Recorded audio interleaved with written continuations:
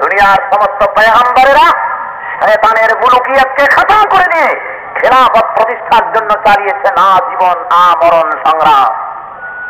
সেই সংগ্রাম আমরা দেখেছি হযরত ইব্রাহিম আলাইহিস সালামকে নমরুদের সাথে সংগ্রামরত দেখেছি, হযরত মূসা আলাইহিস সালামকে ফিরাউনের সাথে সংগ্রামরত দেখেছি, মুহাম্মাদুর রাসূলুল্লাহ সাল্লাল্লাহু আলাইহি ওয়াসাল্লামকে আবু জাহেল, আবু লাহাব ইত্যাদি গোষ্ঠীর সাথে সংগ্রামরত দেখেন নাই?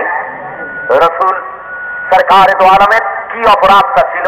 সমাজের সমস্ত লোক খেতে গিয়ে এমন একটি মানুষকে, এমন একটি আদর্শ চরিত্রের অধিকারী ব্যক্তিত্বকে মারলো, আঘাত হানলো, পাগল বললো, পাথর মারলো। কি অপরাধটা তার? তিনি কি কোনো কাফেরের হালের গরু পিটায় মেরেছেন, অথবা কারো পাকা ধানে মরি দিয়েছেন, অথবা বৈষয়িক কোনো ব্যাপার নিয়ে কারো সাথে টাকা পয়সা নিয়ে, সোনা দানা নিয়ে কোনো ঝগড়া কি ছিল কোনোদিন?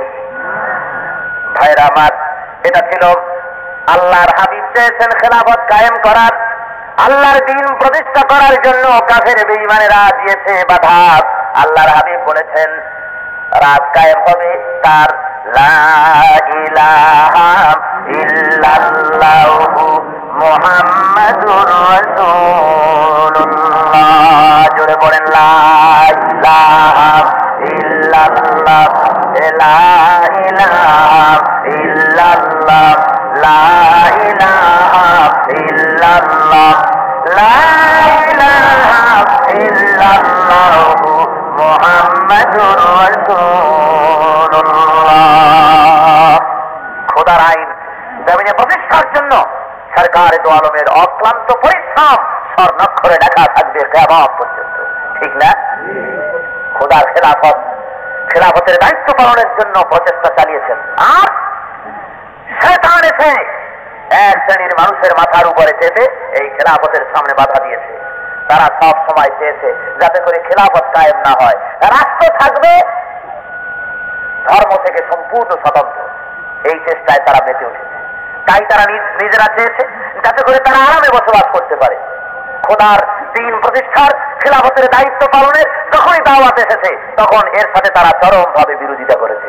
আল্লাহ জিজ্ঞেস করছেন, যখন রোমান সৈন্যরা ইসলামের উপরে হামলা চালালো, মুসলমানদেরকে দুনিয়া থেকে নিশ্চিহ্ন করার জন্য প্রচেষ্টা চালালো, আর মক্কার কাফির মদিনার মুনাফিকেরা যখন তাদেরকে সহযোগিতা দিতে লাগলো, এই সময় যখন জিহাদের আহ্বান জানালেন আল্লাহর হাবিব, এরা তখন আল্লাহ রাত কায়েম না হতে পারে, মানুষের তৈরি করা আইন কায়েম হোক, মুনাফিকেরা সেই চেষ্টা করে মুসলমানদেরকে খেলাফতের দায়িত্ব পালন থেকে ফিরিয়ে রাখার জন্য হাজারো প্রচেষ্টা করেছে। রব্বুল আলামিন দেখে বলছেন, এর ঈমানদারেরা শোনো, ইয়া আইয়ুহাল্লাযীনা আমানু মা লাকুম ইযা ক্বিলা লাকুম ফিরু ফি সাবিলিল্লাহি সাকালতুম ইলাল আরদ। এই ঈমানদারেরা, তোমাদের হলোটা কি? যখন তোমাদের বলা হয় জমিনে বেরিয়ে পড়ো, ময়দানে ঝাঁপায় পড়ো, আমার দিন প্রতিষ্ঠার জন্য তোমার উপরে যে দায়িত্ব দেওয়া হয়েছে ওই দায়িত্ব পালনের জন্য, আমার জমিনে আমার আইনকে চালাবার জন্য যখন তোমাকে হুকুম করা হয়, তখন তুমি এই জমিনটাকে আঁকড়ায় ধরো। কি হে, ওই জমিনটা তোমার কাছে আখিরাতের জিন্দেগির চাইতে এই জমিন বেশি পছন্দ হয়ে গেছে নাকি? জমিনটা খুব বেশি ভালো লাগে? কি বলেন? খেলাফত প্রতিষ্ঠা হোক, এটা আপনারা চান? এই চাই বলেছেন এই ময়দানে। এরপরে যখন বেরিয়ে যাবেন এ চাই আর থাকবে না। এই চাই যদি সত্য হতো, আর এই চাই নিয়ে অর্থাৎ প্রাণের দাবি নিয়ে ময়দানে যদি খেলাফত প্রতিষ্ঠার জন্য সংগ্রামে যদি লিপ্ত হন, আপনাকে বাতিল যারা ময়দানে বৈরাগী সমাজ ব্যবস্থা চায় আপনাকে সহজে ছেড়ে দেবে না। দেবে? জোরে বলেন, দেবে? জেল জরিমানা, ফাঁসির মঞ্চ, অত্যাচারের পাহাড় আপনার উপরে ভাঙবার জন্য তারা প্রস্তুত থাকবে। সুতরাং রব্বুল আলামিন বলেন, ও দুনিয়ার মানুষেরা, দুনিয়া বেশি পছন্দ হয়ে গেছে নাকি তোমাদের? এই দুনিয়ায় আমার খেলাফত কায়েমের জন্য যদি প্রচেষ্টা চালাও, দুঃখ দুর্দশা যা হবে তার বিনিময়ে আমি রব্বুল আলামিন তোমাদের জন্য যে নিয়ামত রেখেছি, এই দুনিয়ার গাড়ি বাড়ির ভিতরে যে মজা পেয়েছো এর সাথে তার কোনো তুলনা নাই। সম্মানজনক মর্যাদা সম্পন্ন জায়গা আমি তোমাদের জন্য রেখে দিয়েছি। শুনে রাখো, যদি আমার দিন প্রতিষ্ঠার জন্য ময়দানে যদি ঝাঁপায়া না পড়ো, ইল্লা তানফিরু ইউআযিবকুম আযাবান আলীমা ওয়া ইয়াস্তাবদিল কওমান। পরে হামলা চালালো, মুসলমানদেরকে দুনিয়া থেকে নিশ্চিহ্ন করার জন্য প্রচেষ্টা চালালো। আর মক্কার কাফির মদিনার মুনাফিকেরা যখন তাদেরকে সহযোগিতা দিতে লাগলো, এই সময় যখন জিহাদের আহ্বান জানালেন আল্লাহর হাবিব, এরা তখন আল্লাহ রাত কায়েম না হতে পারে, মানুষের তৈরি করা আইন কায়েম হোক, মুনাফিকেরা সেই চেষ্টা করে মুসলমানদেরকে এই খেলাফতের দায়িত্ব পালন থেকে ফিরিয়ে রাখার জন্য হাজারো প্রচেষ্টা করেছে। রব্বুল আলামিন দেখে বলছেন, এরে ঈমানদারেরা শোনো, ইয়া আইয়ুহাল্লাযীনা আমানু মা লাকুম ইযা ক্বিলা লাকুম ফিরু ফি সাবিলিল্লাহি সাকালতুম ইলাল আরদ। এই ঈমানদারেরা, তোমাদের হলোটা কি? যখন তোমাদের বলা হয় জমিনে বেরিয়ে পড়ো, ময়দানে ঝাঁপায় পড়ো, আমার দিন প্রতিষ্ঠার জন্য তোমার উপরে যে দায়িত্ব দেওয়া হয়েছে ওই দায়িত্ব পালনের জন্য, আমার জমিনে আমার আইনকে চালাবার জন্য যখন তোমাকে হুকুম করা হয়, তখন তুমি এই জমিনটাকে আঁকড়ায় ধরো। কি হে, ওই জমিনটা তোমার কাছে আখিরাতের জিন্দেগির চাইতে এই জমিন বেশি পছন্দ হয়ে গেছে নাকি? জমিনটা খুব বেশি ভালো লাগে? কি বলেন? খেলাফত প্রতিষ্ঠা হোক, এটা আপনারা চান? এই চাই বলেছেন এই ময়দানে। এরপরে যখন বেরিয়ে যাবেন, এ চাই আর থাকবে না। এই চাই যদি সত্য হতো, আর এই চাই নিয়ে অর্থাৎ প্রাণের দাবি নিয়ে ময়দানে যদি খেলাফত প্রতিষ্ঠার জন্য সংগ্রামে যদি লিপ্ত হন, আপনাকে বাতিল যারা ময়দানে বৈরাগী সমাজ ব্যবস্থা চায় আপনাকে সহজে ছেড়ে দেবে না। দেবে? জোরে বলেন, দেবে? জেল জরিমানা, ফাঁসির মঞ্চ, অত্যাচারের পাহাড় আপনার উপরে ভাঙবার জন্য তারা প্রস্তুত থাকবে। সুতরাং রব্বুল আলামিন বলেন, ও দুনিয়ার মানুষেরা, দুনিয়া বেশি পছন্দ হয়ে গেছে নাকি তোমাদের? এই দুনিয়ায় আমার খেলাফত কায়েমের জন্য যদি প্রচেষ্টা চালাও, দুঃখ দুর্দশা যা হবে তার বিনিময়ে আমি রব্বুল আলামিন তোমাদের জন্য যে নিয়ামত রেখেছি, এই দুনিয়ার গাড়ি বাড়ির ভিতরে যে মজা পেয়েছো এর সাথে তার কোনো তুলনা নাই। এত সম্মানজনক মর্যাদা সম্পন্ন জায়গা আমি তোমাদের জন্য রেখে দিয়েছি। শুনে রাখো, যদি আমার দিন প্রতিষ্ঠার জন্য ময়দানে যদি ঝাঁপায়া না পড়ো, ইল্লা তানফিরু ইউআযিবকুম আযাবান আলীমা ওয়া ইয়াস্তাবদিল কওমান গায়রাকুম ওয়া লা তাদুররুহু শাইআ। আমার জমিনে আমার দিন প্রতিষ্ঠার জন্য খেলাফতের দায়িত্ব পালন করার জন্য যদি অগ্রসর না হও, বেরিয়ে যদি না পড়ো, মনে রেখে দিও বস্তু বড় শাস্তি আযাব গজব তোমাদের উপরে দেব। আর তোমাদের পরিবর্তে আর একটা দল তোমাদের উপরে কায়েম করে দেব, তোমাদের স্বাধীনতা আর থাকবে না। তোমাদের পরিবর্তে অন্য জাতিকে প্রতিষ্ঠা করব। তোমরা যদি আমার দিনই কায়েম না করো, খেলাফতের দায়িত্বই পালন না করো, তাহলে তোমাদেরকে এভাবে আজাদ রেখে দরকার। কি বলেন, ঠিক না? ধরে বলেন, সত্য নয়? জমিনে মানুষের তৈরি করা আইন চলবে আর আপনারা চুপ করে বসে থাকবেন, এটা কি মুসলমানের কাম? ধরে কন, আমি জিজ্ঞাসা করি, সুস্থ মস্তিষ্কে জবাব দেন। দুনিয়ায় কাফেরের রাজত্ব চলেছে, নমরুদের রাজত্ব চলেছে, ইব্রাহিম আলাইহিস সালাম মসজিদে বসে আল্লাহর জিকির করেছেন। ফেরাউনের রাজত্ব চলেছে, মুসা আলাইহিস সালাম খানকায় বসে আল্লাহু আল্লাহু সুবহানাল্লাহর জিকির করেছেন। আবু লাহাব, আবু জাহালের রাজত্ব চলেছে, মুহাম্মদ সাল্লাল্লাহু আলাইহি ওয়াসাল্লাম বসে বসে আল্লাহ আল্লাহ করেছেন। এমনটি হয়েছে কোনদিন? ধরে বলেন, হয়েছে? হযরতে মুসা পারেন নাই ফেরাউনের নেতৃত্ব মেনে নিতে, ইব্রাহিম আলাইহিস সালাম পারেন নাই নমরুদের নেতৃত্ব মানতে, মুহাম্মদুর রাসূলুল্লাহ সাল্লাল্লাহু আলাইহি ওয়াসাল্লামের পক্ষে সম্ভব হয় নাই আবু জাহেল আবু লাহাবের নেতৃত্ব মেনে নিতে। সংগ্রাম করেছেন তারা মানুষের তৈরি করা মতবাদকে, মানুষের তৈরি করা অর্থনীতি, সমাজনীতি আর রাষ্ট্রনীতিকে পদদলিত করে দুনিয়া থেকে মুছে ফেলে দিয়ে খোদার রাজ কায়েম করার জন্য প্রচেষ্টা করেছেন। এই প্রচেষ্টায় তারা আত্মবলি দিয়েছেন, শহীদ হয়েছেন, আবার কেউ সাকসেসফুল হয়েছেন। জোরে কর সুবহান। রব্বুল আলামিন বলেন, শোনাম, এমনি করে দুনিয়ার বুকে কত জায়গায় ইতিহাসে তোমাদের দেখায় দিলাম, ময়দানে যারা আমার দিন কায়েম করতে চেষ্টা করে নাই, জমিন থেকে তারা কেমন ভাবে মুছে গেছে তার দৃষ্টান্ত দেখার জন্য তোমরা স্পেনের দিকে তাকাও। দেখো না তাকাই স্পেনটার দিকে, যে স্পেনের বুকে 60 জন মুসলমান এসে হাজার হাজার খ্রিস্টানদের বিরুদ্ধে লড়াই করে মাত্র 60 জন মুসলমান স্পেনকে দখল করে নিয়ে তার উপরে আল্লাহর হুকুমত চালু করার চিন্তা ভাবনা নিয়ে কাজ শুরু করে দিল। 1 বছর 2 বছর যেতে যেতে 700 বছর পর্যন্ত রাজত্ব চালালো মুসলমানেরা এই ভূখণ্ডের পরে। তারা আনন্দে মাতোয়ারা হয়ে গেল। এসেছিল আল্লাহর আইন কায়েম করতে, খোদার আইন, খোদার খেলাফত ভুলে গিয়ে নিজেদের মন করা আইন ও কানুন যখন প্রতিষ্ঠা শুরু হলো, খোদার দিন প্রতিষ্ঠার চিন্তা মন মগজ থেকে উঠে চলে গেল। রব্বুল আলামিনের গজব সেই মুহূর্তে এসে গেল। রব্বুল আলামিন এমন গজব দিলেন, 60 জন এসে হাজারো হাজারো কাফেরদের বিরুদ্ধে লড়াই করেছে, ময়দানে জিতলেন। আর 700 বছর রাজত্ব করার পর, লক্ষ সংখ্যা হওয়ার পরেও তারা এই খ্রিস্টানদের সঙ্গে লড়াই করে ময়দানে জিততে পারলো না, পরাজয় বরণ করলো। ওই স্পেন থেকে মুসলমানগুলি খ্রিস্টানেরা দুনিয়া থেকে জনমের মতো বিদায় করে দিয়েছে, সাফ করে দিয়েছে। আল্লামা ইকবাল এই জমিনের উপরে ঘুরেছেন, চোখের পানি ফেলে ফেলে বলেছেন, এ গুলিস্তানে আন্দলুস ও দিন হ্যায় याद तुझको, ऐ गुलिस्ताने आंदलुस वो दिन है याद तुझको, था तेरी डालियों में जब आशिया हमारा। স্পেনের শহর, নিশ্চয় তোমার সেই দিনের কথা মনে আছে যেদিন তোমার অলিতে গলিতে মুসলমানেরা পদচারণা করত। আল্লাহর দিনকে জমিনে প্রতিষ্ঠা করার ইচ্ছা তাদের ভিতর থেকে তিরোহিত হয়ে যাওয়ার পর তারা জমিন থেকে আস্তে করে বিদায় হয়ে গেছে, শেষ হয়ে গেছে। রব্বুল আলামিন দৃষ্টান্ত শেষ করে মানুষকে দেখাইছেন। স্পেনের মুসলমান শেষ হলো,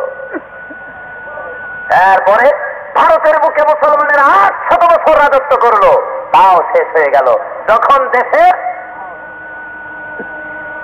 বাদশা তারা যখন জিহাদের ময়দান ফেলে খোদার আইন ও কানুন প্রতিষ্ঠার দায়িত্বকে উপেক্ষা করে তানপুরা আর বেহালার রাগের মূর্ছনায় যখন আনন্দে উদ্বেল হয়ে পড়লেন, বাইজিদের নর্তকী নৃত্যের তালে তালে যখন তাদের মন মগজ সমস্ত শরীর যখন দোল খেতে লাগলো, তখন আল্লাহর গজব আসা ছাড়া তো আর পথ থাকে না। থাকে মিয়া?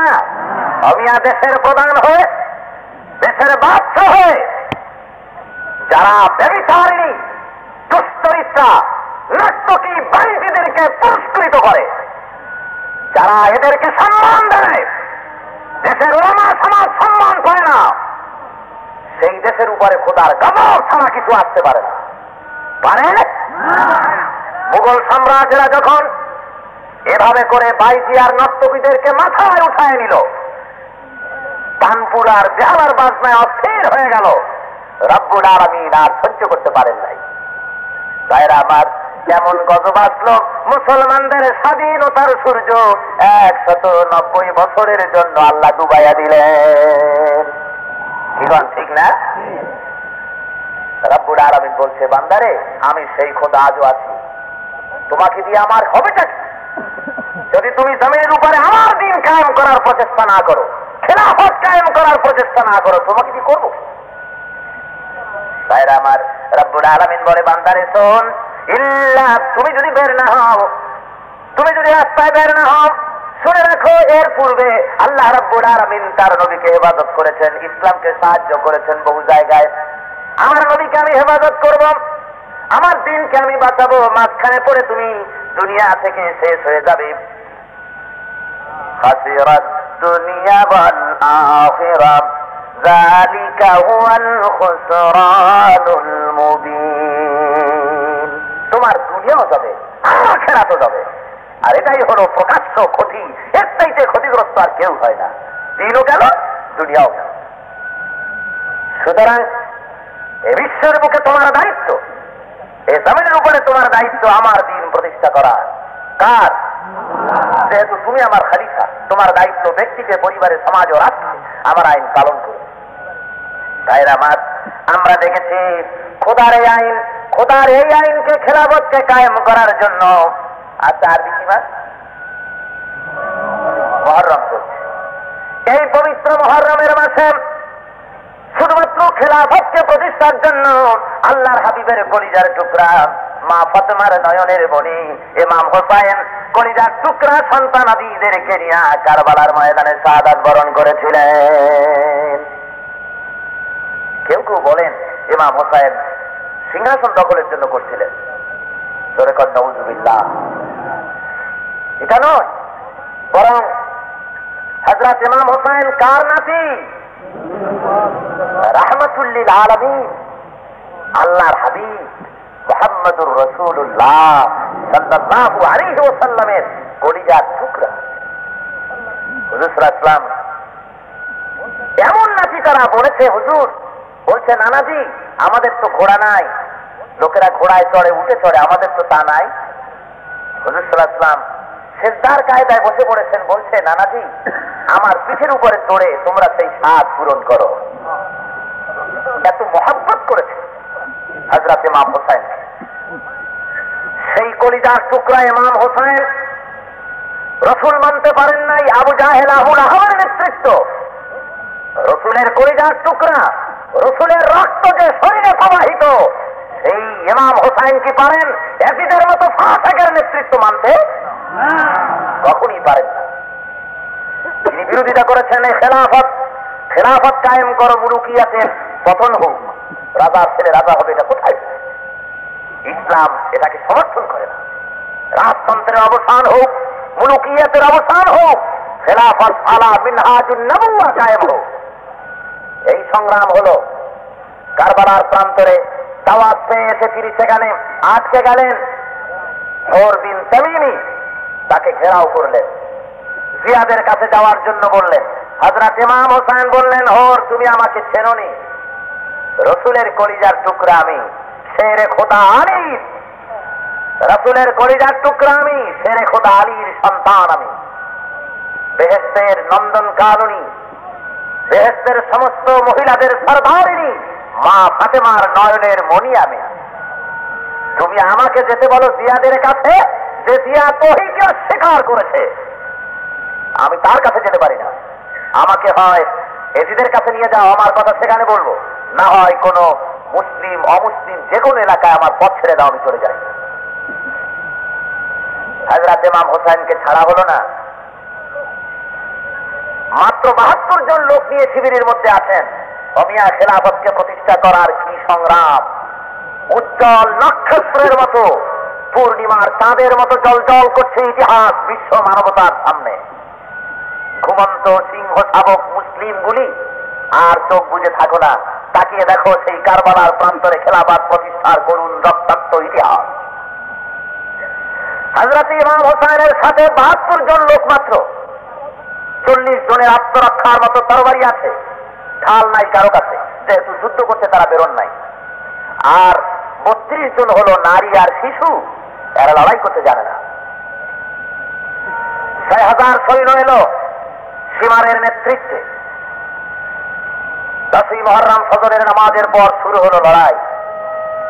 হযরত ইমাম হোসেনের শিবিরের ভেতরে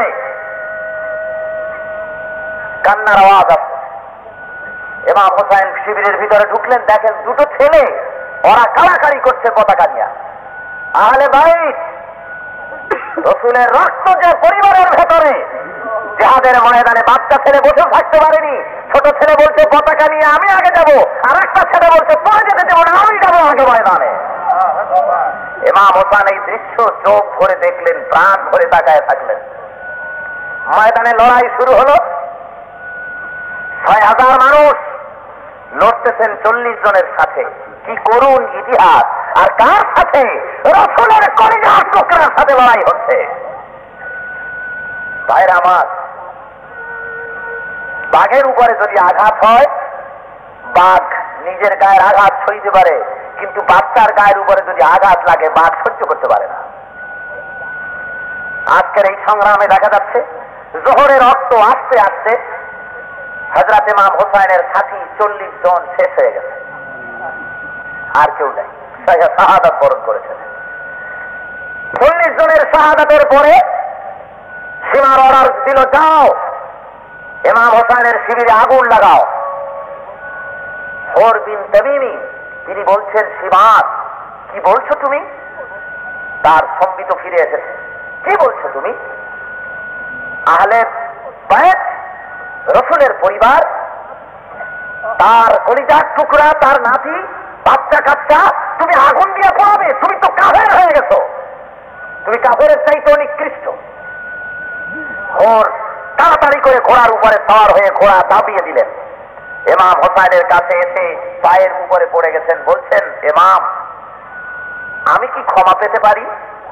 আমি যদি বাধা না দিতাম প্রথমে, তাহলে আপনি পথে আটকাতেন না। আমি বুঝি নাই যে ওরা এমন দুর্ব্যবহার আপনার প্রতি করবে। হুজুর, আপনি কি আমাকে ক্ষমা করবেন? ক্ষমার আদর্শে তৈরি যার জীবন।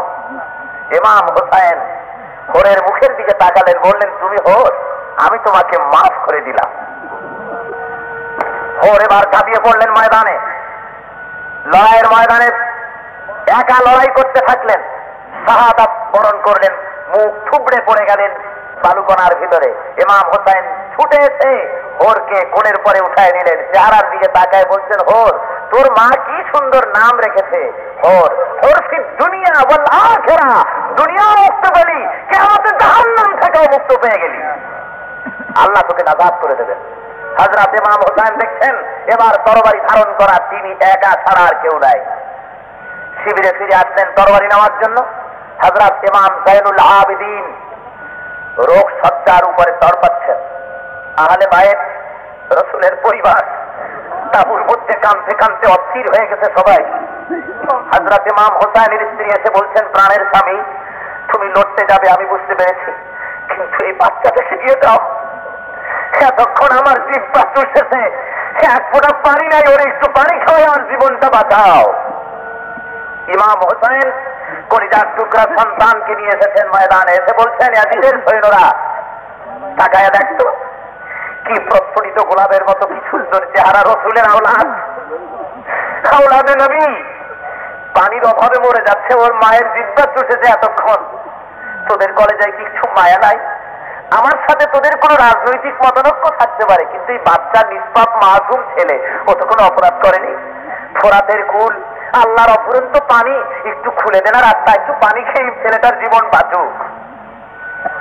ভাইরা আমার, ইয়াজিদি সৈন্যদের পক্ষ থেকে জবাব এলো, গ্লাস ভর্তি পানি এলো না, বিষ মাখানো তীর তারা ছুড়ে দিল। ওই তীর এসে ইমাম হোসাইনের উঁচু করে ধরা ছেলের বুকের ভিতরে ঢুকে তীর বেরিয়ে চলে গেল। ইমাম হোসাইন ছেলেকে নিচে নামাইয়া তীরের কাছ থেকে রক্ত ফিনকি দিয়ে বের হতেছে। ইমাম হোসাইন ওই রক্ত, আজলা ভরা রক্ত নিয়ে চেহারায় মাকেন আর বলেন, এরে কলিজার টুকরা সন্তান, শোনে রে, তোর এই রক্ত হযরতে সালেহ আলাইহিস সালামের উটনির রক্তের চাইতে আল্লাহর কাছে বেশি পবিত্র। হযরত ইমাম হোসেন কলিজার টুকরা সন্তানকে নিয়ে দৌড়ে গেলেন। স্ত্রীকে ডেকে বলছেন, ও প্রাণের স্ত্রী, নাও তোমার কলিজার টুকরা সন্তান এমন পানি পান করেছে, সারাবান তাহুরা পান করেছে, কিয়ামত পর্যন্ত পানি পানি বলে তোমারে বিরক্তি করবে না। হযরত ইমাম হোসেন আহলে বায়তের সকলকে সালাম করে তরবারি হাতে করে নিয়ে ময়দানে আসলেন, লড়াই করলেন ময়দানে। অগণিত শত্রু সৈন্য নিহত হলো। ভয়তে সবাই রাস্তা ছেড়ে দিল। ইমাম হোসেন আস্তে করে ফোরাতের কুলে গেলেন। ফোরাতের তীর বেয়ে পানির কিনারায় এসে বসে পড়েছেন। কলেজা ফেটে যায়, গলা শুকায় গেছে, জিহ্বায় এক ফোঁটা পানি নাই। পানির পিপাসায় অস্থির। হায়রে পানি, পৃথিবীর অফুরন্ত পানি শিয়াল কুকুরে খায়, খোদাদ্রোহী কাফেররা খায়। নবীর আওলাদ রাসূলের কলিজার টুকরা ফোরাতের কুলে বসে পানি উঠাইছে নাজরা ভরে, প্রাণ ভরে খাবেন। পানির দিকে তাকায় মনে পড়লো, আরে পানি, এই পানির জন্য আমার কলিজার টুকরা বিদায় হয়ে গেছে, রাসূলের সাহাবী বিদায় হয়ে গেছে, সম্ভাবনাময় জীবন শেষ হয়ে গেছে। এই পানি আমি কেমনে মুখে দেব? হাত ফাঁক হয়ে গেল। ফোরাতের পানি ফোরাতে পড়ে রইল। ইমাম হোসেন উঠে দাঁড়ালেন। তারা দূর থেকে আবার আক্রমণ করলো রাসূলের কলিজার টুকরাকে। হযরত ইমাম হোসেন বলছে, একটু থাম, এই সৈন্যরা একটু থাম, কার গায়ে তীর মারিস? আমি কি তোদের নবী মুহাম্মদ সাল্লাল্লাহু আলাইহি ওয়াসাল্লামের কলিজার টুকরা নই? আমি কি তোদের রসুলের কলিজার টুকরা মা ফাতেমার নয়নের মণি নই? তোরা কি আমাকে দেখতে পাস নাই রসুলের কোলে? রসুল আমাকে কোলে কাঁধে করে বেরিয়েছে, কেমন করে আমার গায়ে তোরা মারি সৈন্যদের উপরে। এর একটা প্রভাব পড়লো এই বক্তৃতা। সীমার বলল, দেখো যদি কেউ এখান থেকে পলায়ন করো তাহলে শাস্তি হবে, বরং ইমাম হোসাইনের শিরচ্ছেদ যে করতে পারবে তাকে আমি পুরস্কৃত করব। চতুর্দিক থেকে আবার তীর তরবারি আসতে লাগলো। সীমারের তীর প্রবিষ্ট হলো ইমাম হোসাইনের পাঁজরের ভিতরে।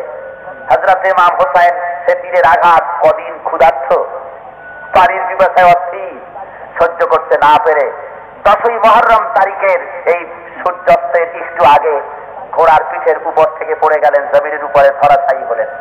সানান ইবনে নকশি দূর থেকে দৌড়ে এসে রসুলের কলিজার টুকরার বুকের উপরে চেপে বসেছে।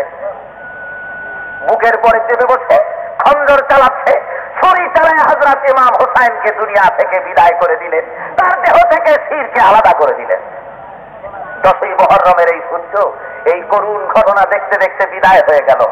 11ই মুহররম ফজরের ওয়াক্ত হযরত উম্মে সালমা উম্মুল মুমিনিন, সমস্ত মুমিনদের জননী, রসুলের স্ত্রী হযরতে উম্মুল মুমিনিন উম্মে সালমা রাদিয়াল্লাহু তাআলা আনহা ঘরের দাওয়ায় বসে কাঁদতেছেন। মহিলারা জিজ্ঞেস করছেন, আপনি কাঁদছেন কেন ওই সময়? উম্মে সালমা বলছেন, তোমরা জানো না আমি আজকের রাত্রে স্বপ্নে দেখছি আল্লাহর হাবিব মুহাম্মদুর রাসূলুল্লাহ আমার ঘরে এসেছেন। আমি দেখি হুজুরের চেহারা মোবারকে ধুলা মাখা, দাড়িতে ধুলাবালি, চোখ দিয়ে পানি পড়ে, মুখ মলিন। আমি জিজ্ঞাসা করলাম, হুজুর আপনার দাড়িতে ধুলাবালি কেন, চোখে পানি কেন? আল্লাহর হাবিব বললেন, উম্মে সালমা আমি কেবলমাত্র কারবালা থেকে এসেছি, আমি দেখে এলাম আমার কলিজার টুকরো ইমাম হোসাইনের মাথা তারা কেটে ফেলে দিয়েছে। ভাইরা আমার, সীমার হযরত ইমাম হোসাইনের শির মোবারককে তুলে নিয়ে এজিদের দরবারে নিয়ে হাজির করেছে। এজিদ সিংহাসনের উপরে বসা, আর একটা পাত্রে করে দোনো জাহানের বাচ্চা সরকার দোয়ালা মুহাম্মদুর রাসূলুল্লাহর কলিজার টুকরা ইমাম হোসাইনের মস্তক মুবারক এজিদের পায়ের কাছে রাখা হয়েছে। এজিদ লাঠি দিয়ে ইমাম হোসেনের মুখের পরে নাচতেছে আর বলছে, সম্ভবত ইমাম হোসেন কুলিল্লাহুম্মা মালিকাল মুলক তুতিল মুলকা মান তাশা, এই সূরাকে এই আয়াতকে ভুলে গিয়েছে। হযরত যায়েদ বসা ছিলেন। হযরত যায়েদ বলেন, এজিদ যা করেছিস ভালো করেছিস, আর করবি না। তাই মুখে তুই লাঠি দিয়ে নাড়াচ্ছিস, আমার চোখে 1000 বার আমি দেখেছি আল্লাহর হাবিব ওই মুখের পরে 1000 বার চুমা খেয়েছে। এজিদ বলছে, যায়েদ 80 বছর বয়স তোমার না হলে আমি তোমার হোসাইনের দফা তোমারও করে দিতাম। ইসলামের খেলাফত প্রতিষ্ঠার এই রক্তাক্ত ইতিহাস, পৃথিবীতে গণতন্ত্র প্রতিষ্ঠার পয়লা শহীদ হযরত ইমাম হোসেন রাদিয়াল্লাহু তাআলা আনহু রক্তের অক্ষরে লিখে গেলেন খেলাফতের ইতিহাস। আজকের দুনিয়ার মুসলমান সেই ইতিহাস হয়েছে বিস্মৃত। আল্লাহ আবার তাদের সেই সচেতনতা ফিরিয়ে দিক করে বলেন আমিন। আল্লাহ আল্লাহ আল্লাহু লা ইলাহা ইল্লাহু, আল্লাহ আল্লাহ আল্লাহু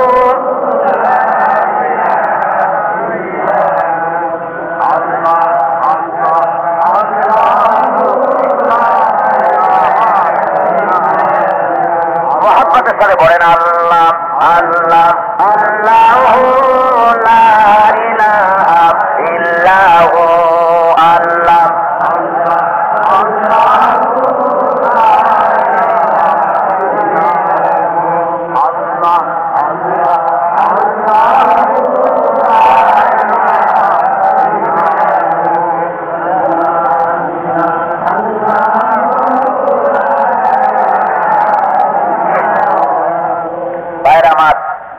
আবার সেই কালকের রোগ শুরু হয়েছে।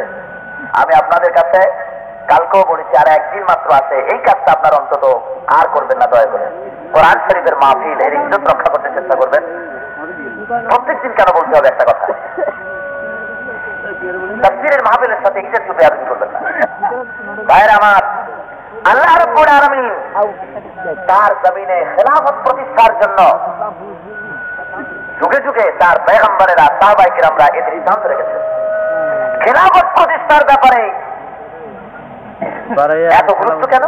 যেহেতু এটা মানবতার শান্তির জন্য খেলাফত প্রতিষ্ঠা হলে পরে খোদার রাজ যদি কায়েম হয়ে যায়, মানুষের জন্য স্বর্গ সুখ আছে। জোরে বলেন আলহামদুলিল্লাহ, জোরে বলেন আলহামদুলিল্লাহ। কিভাবে? রব্বুল আলামিন বলেন, শয়তান আর হযরত আদম আলাইহিস সালাম যখন বেরিয়ে গেলেন, আল্লাহ তাদেরকে হেদায়েত দিয়ে দিলেন, فَإِمَّا يَأْتِيَنَّكُم مِّنِّي هُدًى فَمَن تَبِعَ هُدَايَ فَلَا خَوْفٌ عَلَيْهِمْ وَلَا هُمْ يَحْزَنُونَ।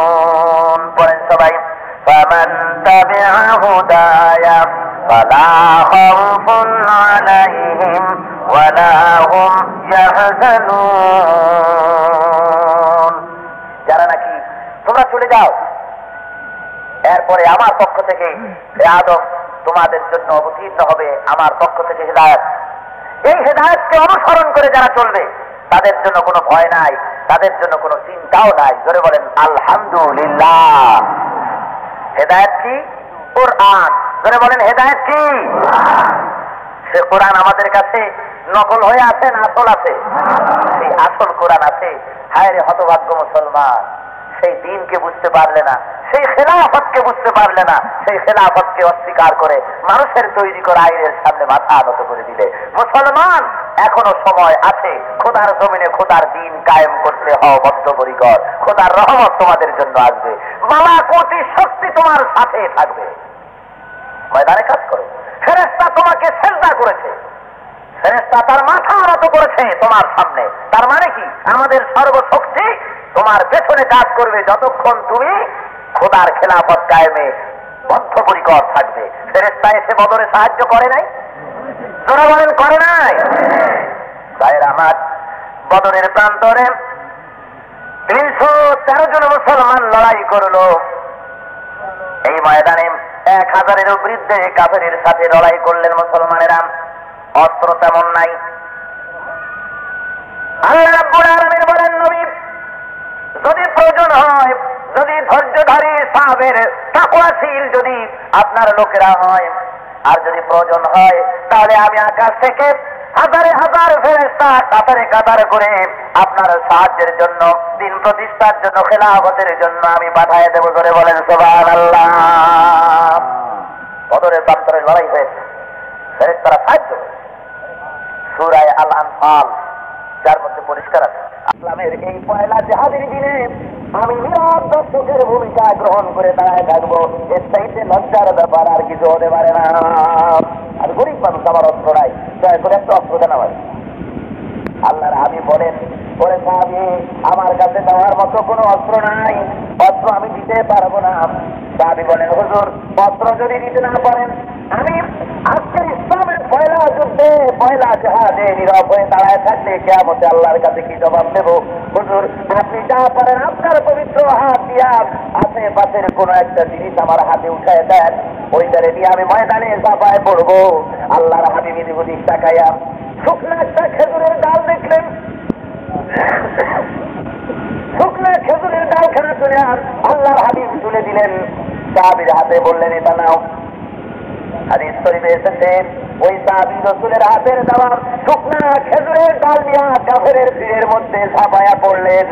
সাহাবী বলেন, শুকনা ডাল দিয়া যখনই কোনো কাফেরের উপরে আঘাত করেছি, ধারালো তরবারি দিয়ে আঘাত করলে যে কাজ হয়, আমার ওই তরবারি দিয়ে আমি দেখেছি হুজুরের দেওয়া ওই শুকনা ডাল দিয়া যখন আঘাত করেছি যে কাফেরের পরে, কাফের 2 টুকরা হয়ে জমিনের উপরে পড়ে গিয়েছে।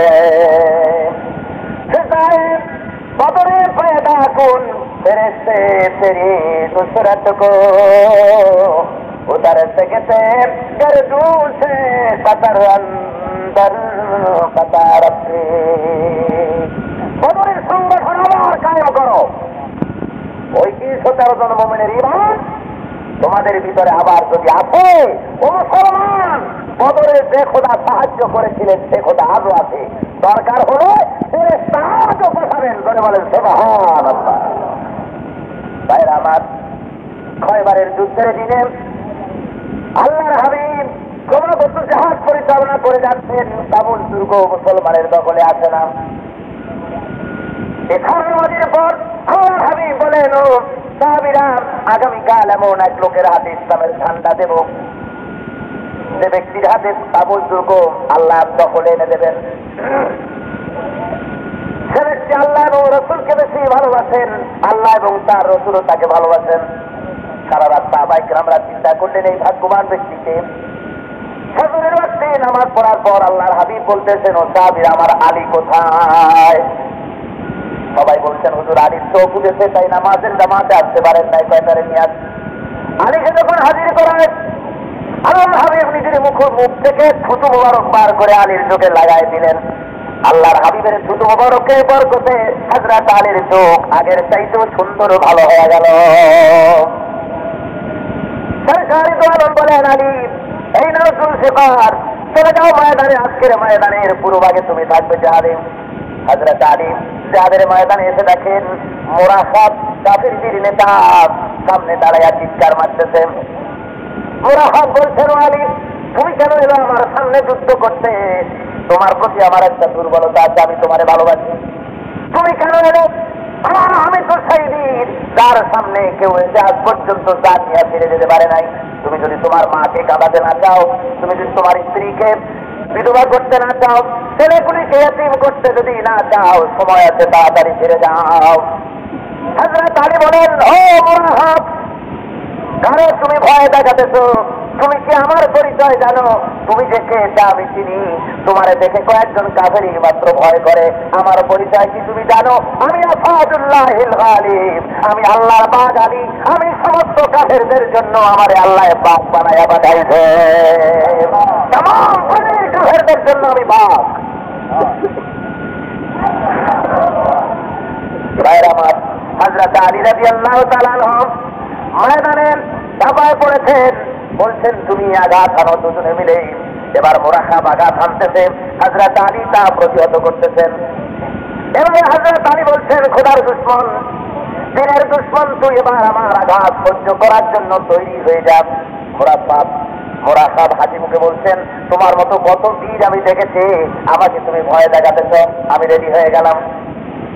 হযরত আলী সমস্ত শক্তি সঞ্চয় করেন খোদার দুশমন, দিনের দুশমনকে বিদায় করার জন্য তরবারি দিয়ে যখন আঘাত হানলেন, দেখা গেল মুরাহাবের মাথা থেকে শুরু করে বড়িটা দুই ভাগ হয়ে বড়ির দুই দিকে পড়ে গিয়ে হযরত আলীর তরবারিটা সম্পূর্ণ জমিনের ভিতরে ঢুকে গেছে। ভাইরা আমার, এরপরে লড়াই হলো, কাবুল দুর্গ মুসলমানদের কবজা এলো।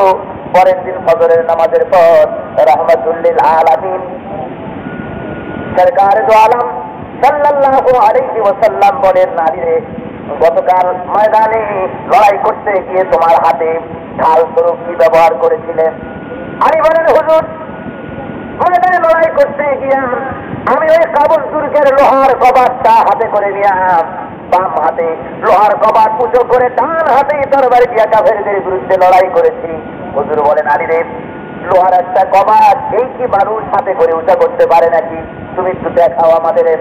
হযরত আলী কালকের মতো বাম হাত দিয়ে ধরেছেন, নাড়াতে পারেন না, ডান হাত দিয়ে ধরেছেন, নাড়াতে পারেন না। ডান বাম দুই হাত দিয়ে এত জোরে চেষ্টা করেছেন, প্রতি রংকূপ থেকে ঘাম বেরিয়ে আসতেছে, 1 ইঞ্চি জমিন নাড়াতে পারেন না।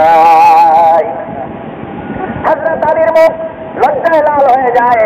আল্লাহর হাবিব বলেন, আলী, লজ্জা করো না, চিন্তা করো না, লোহার অত বড় দরজা হাতে নিয়ে মানুষ লড়াই করতে পারে না। শুনে রাখো, খোদা তার দ্বীনের হেফাজতের জন্য তোমরা দ্বীনের হেফাজতে লেগে গিয়েছিলে, তাই রব্বুল আলামিন তোমার ভিতরে খোদাই শক্তি দান করে দিয়েছিলেন। ভাইরা আমার, আল্লাহ রব্বুল আলামিন তাই বলেন, দুনিয়ার মানুষ আমার দ্বীনের কাজ যদি করো, আমার রহমত তোমার প্রতি আসবে। ইন তানসুরুল্লাহা ইয়ানসুরকুম, আমার মদত যদি করো, অর্থাৎ আমার ইসলামের সাহায্য যদি করো, আমার দিন প্রতিষ্ঠার জন্য যদি প্রচেষ্টা করো, তাহলে আমি তোমাকে মদত করবো। ধরে কর আলহামদুলিল্লাহ। ভাইরা আমার, শান্তি প্রতিষ্ঠার জন্য এই বিপ্লব হলো।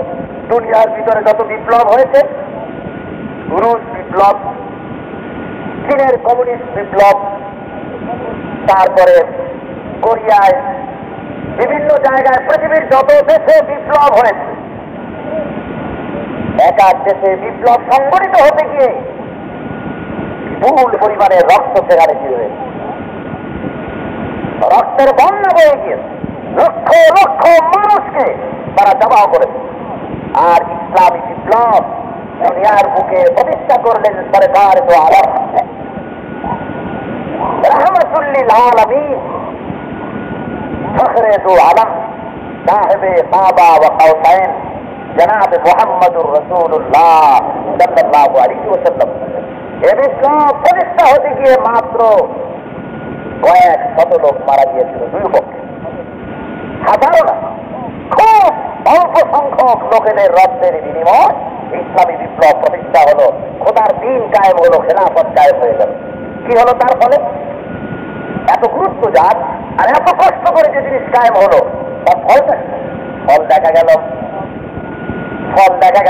খেলাফতে এলেন হযরত আবু বকর সিদ্দিক রাদিয়াল্লাহু তাআলা আনহু খলিফা হলেন, হযরতে ওমর খলিফা হলেন, খেলাফতের দায়িত্ব পালন করলেন, সমাজের ভিতরে শান্তির বন্যা বয়ে গেল। করে বলেন সুবহানাল্লাহ। জনগণ আজ পেশ করলো আমার খলিফাতুল মুসলিমিন, আপনি রাষ্ট্র শাসক, আপনার বডিগার্ড থাকা উচিত, একা একা করে আপনার ঠিক না। হযরত ওমর বলেন, ও আমার সাথী সঙ্গীরা, আমার উপরে দায়িত্ব হয়েছে রাষ্ট্র পরিচালনা, আমার দায়িত্ব সমস্ত জনগণকে আমি পাহারা দেব, আমার রাষ্ট্রের অধীনে যারা আছে, আমার শাসনের অধীনে যারা, তারা যাতে করে আরামে ঘুমাতে পারে সে ব্যবস্থা করার দায়িত্ব আমার। আমি বডিগার্ড আমার দেশের সমস্ত প্রজার, করে বলে সুবহানাল্লাহ। আর আমার যেদিন তোমরা গাছ দিয়া ঘুম পড়াবার ব্যবস্থা করবে, আর জনগণ চুরি ডাকাতি চিন্তাই রাহাদানি শ্লীলতাহানি ইত্যাদির ঘরে পড়ে যাবে, তাদের নিরাপত্তা যেদিন থাকবে না, আমার নিরাপত্তার প্রশ্ন যেদিন আসবে, সেদিন মনে করতে হবে যে আল্লাহর গজব এসেছে, রহমত আর এই জমিনে থাকবে না। আমি রাষ্ট্রপ্রধান, আমার দায়িত্ব তোমাদের পাহারা দেওয়া। আজকের দুনিয়ার দিকে তাকান, এই দৃশ্যকে আছে, রাষ্ট্রপ্রধানদের জীবনের নিরাপত্তা আছে, জনগণের জীবনের নিরাপত্তা নাই, ঠিক না? তারা দরজা খুলে ঘুমাতে পারে না, রাস্তায় চলতে পারে না। আর আজকের রাষ্ট্রপ্রধান যারা দুনিয়ায় কোন জায়গায় গেলে পরে, ডাইনে আর্মি, বামে নৌবাহিনী, সামনে এয়ারফোর্স, আর পিছনে আর এক বাহিনী, চতুর্দিকে মনে হয় যেন দেশের সবচেয়ে বড় ডাকাতটা ধরা পড়েছে, পালাইতে যেন না পারে সেই জন্য কড়া প্রহরার ব্যবস্থা করা হয়েছে। জনগণের লাইফের নিরাপত্তা নাই, সম্পদের নিরাপত্তা নাই, সতীত্বের নিরাপত্তা নাই, সেখানে নিরাপত্তা ব্যক্তি। এটা হয় মুলুকিয়াত কায়েম হলে, আর খেলাফত কায়েম হলে সেখানে নিরাপত্তা আছে সমস্ত জনগণের। ধরে বলেন সুবহানাল্লাহ। হযরত ওমর ফারুক রাদিয়াল্লাহু তাআলা আনহু দুনিয়ার শ্রেষ্ঠ রাজনীতিবিদ, যার রাজনীতির জীবনে কোন ভুল হয়েছে বলে আজ পর্যন্ত কোন রাজনীতিবিদ অঙ্গুলি সংকেত করতে সাহস পাই। হযরত ওমর ফারুক ঈদের দিন বসে আছেন, ঈদের আগের দিন বেগম এসে বলছেন, আমিরুল মুমিনিন, বাচ্চা ছেলেরা কাঁদতেন, ওদের একটু ঠান্ডা করে। কেন বাচ্চারা কাঁদে? বেগম বলছেন, ঈদের জন্য নতুন জামা কাপড়ের বায়না ধরেছে ওরা। বাচ্চা মানুষ তো, পাশের বাড়ির ছেলে মেয়েদের দেখেছে ভালো ভালো জামা কাপড়, তাই বায়না ধরেছে ওদের অধিকার। হযরত ওমর বলছেন, বেগম কেন আমাকে লজ্জা দিচ্ছ? তুমি তো জানো যে আমার ঈদের দিনে নতুন কোনো কাপড় চোপড় বানাবার মতো বাজেট নাই, পয়সা নাই, কি দিয়ে বানাবো? বেগম বলছেন, দেখুন এ কথাটা আপনি বোঝেন, আমি বুঝি, কিন্তু বাচ্চাদের তো বোঝানো যায় না। এক কাজ করি, কি আপনি খাজানজির কাছে, অর্থমন্ত্রীর কাছে একটা চিঠি লিখুন যে আপনার আগামী মাসের বেতনটা ঈদ বোনাস হিসাবে, ঈদ অ্যাডভান্স হিসাবে আপনাকে দিয়ে দিন। মেয়েদের বুদ্ধি তো খুব সুন্দর, ভালো জ্ঞান রাখবে। হযরত ওমর ফারুক রাদিয়াল্লাহু তাআলা মনে মনে ভাবলেন, বেগম একেবারে নিতান্ত অযৌক্তিক কথা তো বলেনি। উনি একটা চিঠি লিখলেন, অর্থমন্ত্রী তুমি আমার আগামী মাসের বেতনটা অ্যাডভান্স পাঠিয়ে দাও, ছেলেপেলের ঈদের জামা বানাতে। অর্থমন্ত্রী চিঠি পেয়ে চিঠি বললেন, সেই চিঠির অপর পৃষ্ঠায় লিখতেছেন, খলিফাতুল মুমিনিন আমিরুল মুসলিমিন অর্ধেকটা পৃথিবীর প্রেসিডেন্ট হযরতে ওমর ফারুক রাদিয়াল্লাহু তাআলা আনহু, তার জন্য অতিরিক্ত আরেকটা স্টেটের কাগজ খরচ হচ্ছে না। ঠিক তার চিঠির অপর পৃষ্ঠায় লেখা হচ্ছে, আমিরুল মুমিনিন দুটি শর্ত যদি পালন করতে পারেন আমি 1 মাসের বেতন আপনাকে অ্যাডভান্স করতে পারি। প্রথম শর্ত, আগামী মাস পর্যন্ত বেঁচে থাকবেন কিনা তার নিশ্চয়তা আমাকে জানাতে হবে।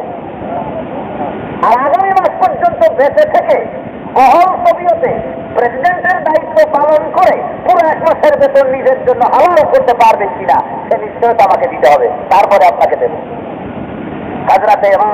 হযরতে আমিরুল মুমিনিন ওমর ফারুক রাদিয়াল্লাহু তাআলা চিঠি পড়ে অর্থমন্ত্রীর চাকরি নষ্ট করে দিলেন আর জেলে পুরলেন নাকি? আজকে যদি হতো তাহলে এই দশাই হতো, ঠিক না? হযরতে ওমর ফারুক চিঠিখানা রেখে চোখের পানিতে দাড়ি মোবারক ভিজে গেল, কেঁদে কেঁদে বলছেন, রব্বুল আলামিন জনগণের ভিতরে, প্রশাসনের ভেতরে, সরকারের সামনে, দায়িত্বশীল লোকের কাছে, ক্ষমতাসীনের সামনে এ ধরনের কথাবার্তা বলার মতো যোগ্যতা চিরদিন মুসলমানের মধ্যে বজায় রেখে দিও। ধরে বলে সুবহানাল্লাহ। তাহলে সরকার মিসগাইড হতে পারবে না। ধরে বল আলহামদুলিল্লাহ। ভাইরা আমার, এই ছিল খেলাফতের দায়িত্ব পালনের চরম পরাকাষ্ঠা।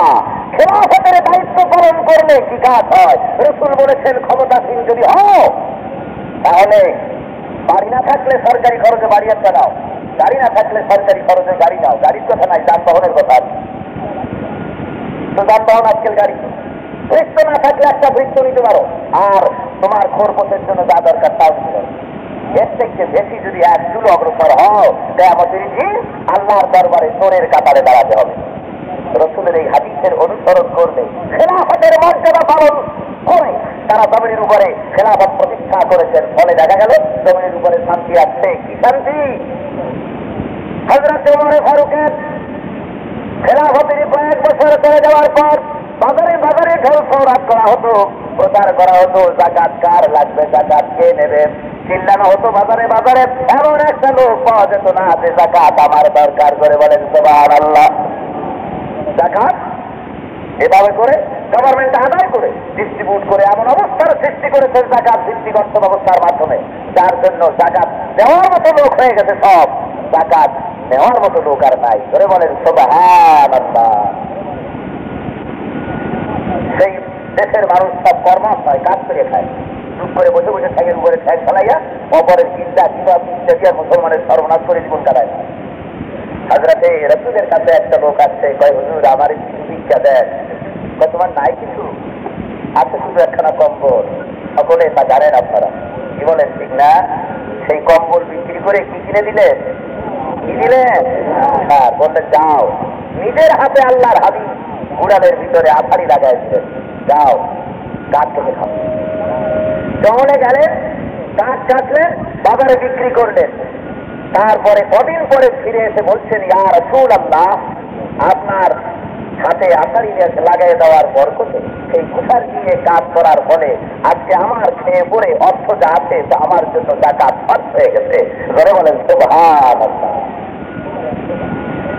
এই হলো ইসলামের খেলাফতের দায়িত্ব প্রতিষ্ঠা হলে এই সৌন্দর্য ফিরে আসে, মানুষ কাজ করে খাওয়ার প্রবণতা তাদের মধ্যে সৃষ্টি হয়। আর সেই সমাজের মানুষেরা চায় লা ইয়াকুনা যুলাতাম বাইনাল আগনিয়ায়। তোমাদের মধ্যে যারা জনসম্পদশালী, তোমাদের সম্পদ যেন কয়েকটি গুটিগত লোকেদের হাতে পঞ্জীবিত না হয়, বরং যাকাত সদকা ফিতরার আকারে তাদের ডিস্ট্রিবিউট হয়ে যায়, যেন স্প্রেড করে গোটা সমাজের মধ্যে ছড়িয়ে পড়ে, যাতে করে লোকেরা আরামের মধ্যে জীবনযাপন করতে পারে, সে ব্যবস্থা করে দিতে হবে।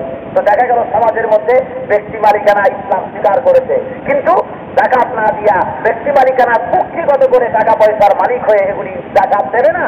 তাহলে হযরত আবু বকর সিদ্দিক রাদিয়াল্লাহু তাআলা আনহু মুনকিরিন যাকাতের সম্পর্কে বলেছিলেন যে তোমরা যাকাত যারা দিতে চাও না, শোনো, যাকাত না দেওয়া তো দূরের কথা, যাকাতের জন্য যে উট বরাদ্দ হয়েছে সেই উটকে দড়ি দিয়া বাঁধা, সেই দড়িটা দিতেও যদি অস্বীকার করো, যাকাতের উট ছাগল দিতেও যদি অস্বীকার করো, কাফেরদের বিরুদ্ধে জিহাদ করা যেমন ফরজ মনে করি, তোমাদের সাথে জিহাদ করা যেমন ফরজ মনে করি।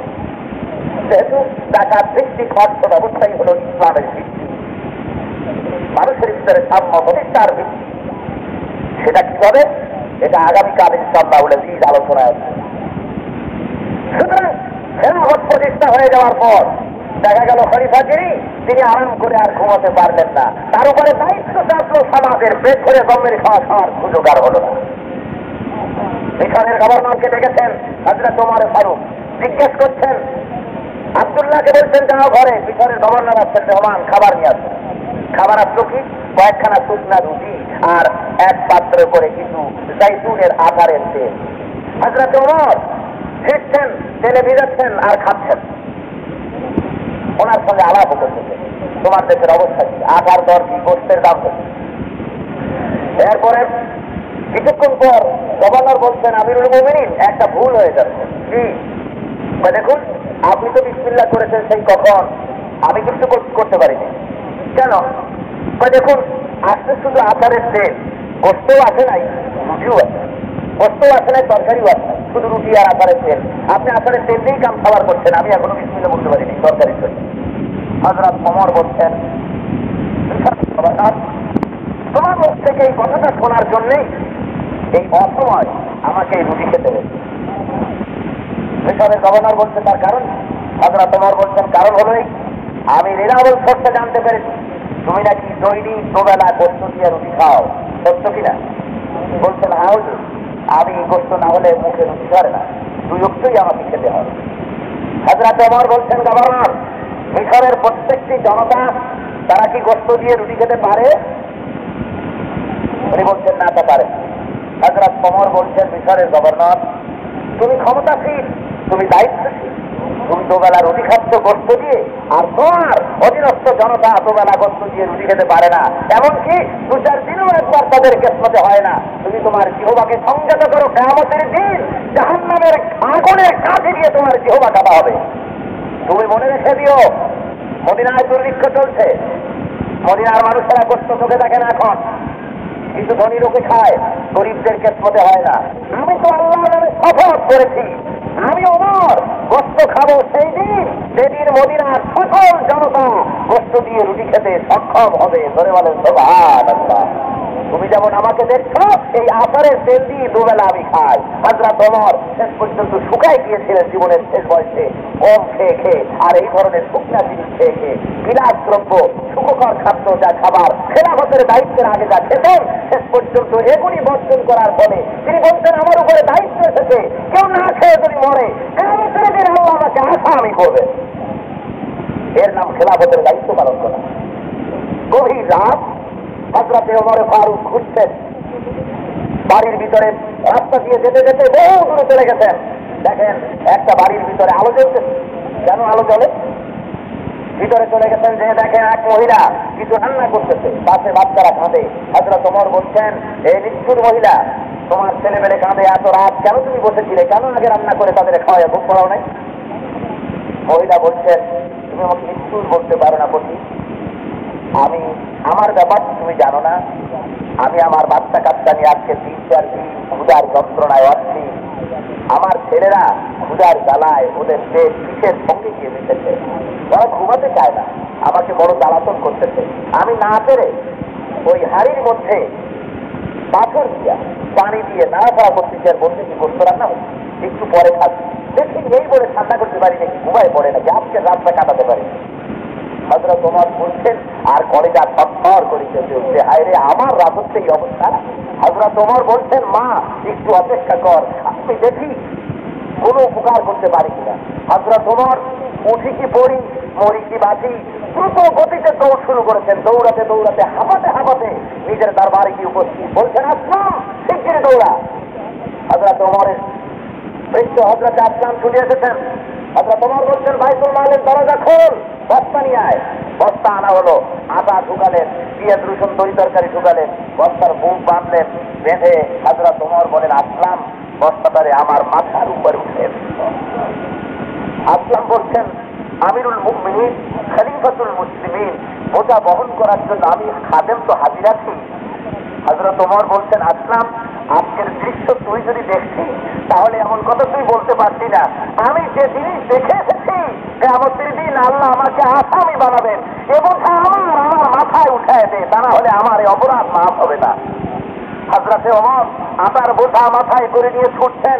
আসলাম বলেন আমি দৌড়াচ্ছি, আর দেখি হযরতে ওমরের মাথার ঘাম দাড়ি বেয়ে বেয়ে পড়তেছে টপ টপ করে। দৌড়াতে দৌড়াতে হযরত ওমর চলে গেলেন মহিলার বাড়ির ভেতরে, যে বস্তা খুলে আটা বের করে রুটি বললেন তাড়াতাড়ি রুটি বানাও। নিজ হাতে তরকারি করতেছেন হযরত ওমর, সারা দুনিয়ার অর্ধেকটা পৃথিবীর মালিক, নিজ হাতে তরকারি করতেছেন। রান্না যখন হয়ে গেছে, ছেলেরা সব বসে আছে, হযরত ওমর রুটি ছিঁড়ে তরকারি মাখাইয়া বাচ্চাদের মুখের মধ্যে তুলে দিচ্ছেন আর বলছেন মা তুমিও খাও। মহিলা খাচ্ছেন, বাচ্চারা খাচ্ছেন। এদের আনন্দ দেখে হযরত ওমরের চোখ থেকে পানি বেয়ে পড়তেছে। মহিলা এই দৃশ্য দেখছে, দেখে বলছে পথিক তুমি কে? তোমার পরিচয় আমি জানি না, কিন্তু আমার মন বলে ওমর যদি খলিফা না হইয়া তোমার মতো মানুষ যদি খলিফা হতো আমাদের কিসমত খুলে যেত।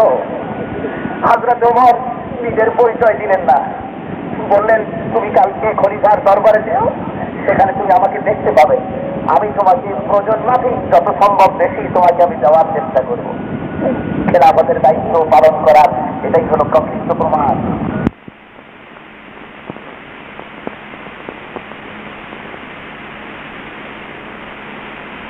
এটাই হলো প্রকৃত প্রমাণ। এভাবে করে দুনিয়ার মধ্যে শান্তি কায়েম হয়েছে, কায়েম হয়েছে খোদার রাজ, কায়েম হয়েছে শ্রমিক পেয়েছে তাদের অধিকার, গরিব পেয়েছে তাদের ন্যায্য অধিকার।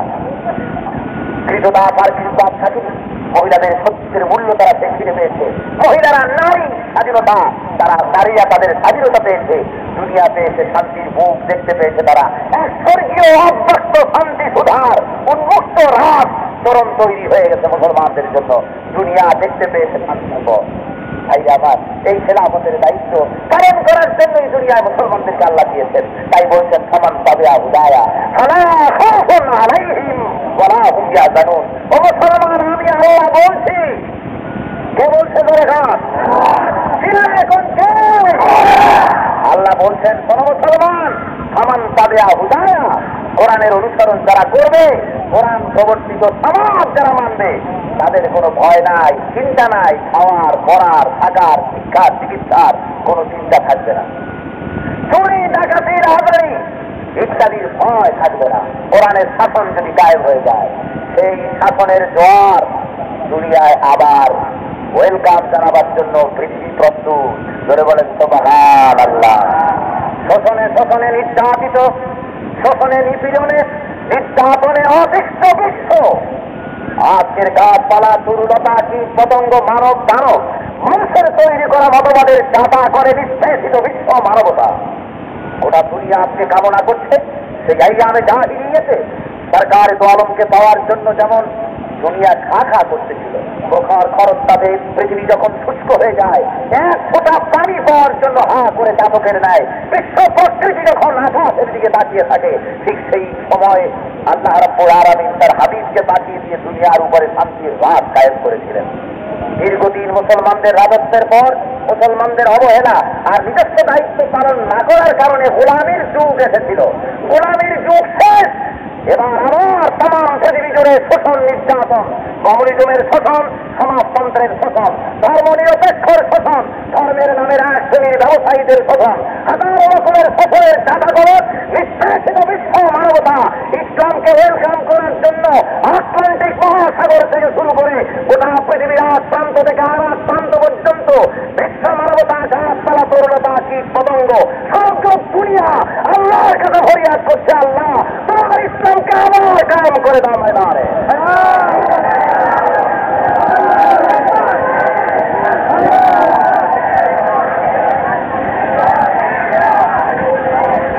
সেই সময় আবার ফিরে এসেছে, সেই সময় আবার ফিরে এসেছে, মুসলমানদের সেই সুদিন আবার ফিরে আসতেছে। ধরে বলেন আলহামদুলিল্লাহ। ষড়যন্ত্রকারীদের ষড়যন্ত্রকে ছিন্ন করে মুসলিম জাহান তারা নিজেদের পায়ের উপরে ভর করে খোদার রহমতের উপরে অগ্রসর হতেছে। ঢেউ লেগেছে পৃথিবীর কয়েকটি দেশে। তার বাতিলের সাম্রাজ্যবাদী খ্রিস্টান আর ইহুদি মুশরিক শক্তির ভিত মূলে, সাম্রাজ্যবাদীর ভিত মূলে শুরু হয়ে গেছে ভূমিকম্প, পায়ের তলে মাটি খসে যাওয়া শুরু করেছে ইসলামের এই নবজাগরণ। বাংলার 8 কোটি তৌহিদি জনতা এই বিরাট ইসলামী জামাত থেকে দূরে থেকো না, বৈরাগী মতবাদকে গ্রহণ করো না। খোদার জমিন বাংলার মাটি, আল্লাহর জমিন। আর হাজারো হাজারো মাহবুব বান্দা উনি আল্লাহ শুয়ে আছে বাংলার মাটির তলে। হযরতে শাহজালাল রহমতুল্লাহ আলাইহির মতো মানুষ, হযরতে আমানত শাহ রহমতুল্লাহ, হযরতে খান জাহাঙ্গীর রহমতুল্লাহ আলাইহির মানুষ, হযরতে শাহ মাকদুম রহমতুল্লাহ আলাইহির মতো মানুষ। সর্বোপরি আওলাদ নবী হযরতে মাহমুদ মুস্তাফা আল মাদানী, আওলাদ রাসূল শহীদ রহমতুল্লাহ আলাইহি। এই সব পবিত্র আত্মা এই বাংলার মাটির নিচে রয়ে গেছে আল্লাহর মেহেরবানি। এ মাটিতে কমিউনিজমের মতবাদ, সমাজতন্ত্রের মতবাদ, ধর্ম নিরপেক্ষতার মতবাদ এ জমিনে প্রতিষ্ঠা হবে না, হতে পারে না। এ জমিন আল্লাহর, করে বলেন কার? এ জমিন সূর্য সেনের জমিন নয়। ভালো করে শুনে রাখুন, এ জমিন সূর্য সেনের জমিন নয়, জীবনানন্দের জমিন নয়, রবীন্দ্রনাথের জমিন নয়। এ জমিন হাজী শরীয়তুল্লাহর জমিন, শাহবাগের জমিন, শাহজালালের জমিন, আমানত শাহের জমিন, আমাদের রাসূলের জমিন। আমার মাটিতে অন্য সুন্নাহ ছাড়া অন্য কোন মতবাদ যদি চাপিয়ে দেওয়া হয়, বঙ্গোপসাগরে মুসলমানেরা তা নিক্ষেপ করে দেবে, মানবে না মুসলমান।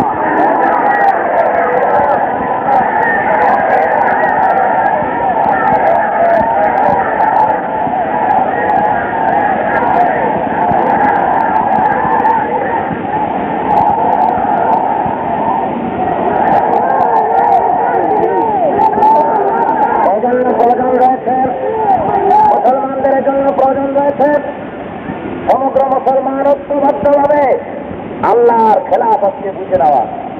গুটিগত লোক ব্যক্তি স্বার্থের খাতিরে মানুষের তৈরি করা মতবাদকে চাপিয়ে দিতে চায় গোটা দেশবাসীর মাথার উপরে। আপনারা তা মানতে রাজি? করে বলেন রাজি? সুতরাং এ জমিনে আমরা চাই খোদার রাজ কায়েম করব। যদি প্রয়োজন হয় আমরা রক্ত দেব জমিনে, রাজি আছেন? দরকার হয় আমরা শহীদ হয়ে যাব, রাজি আছেন?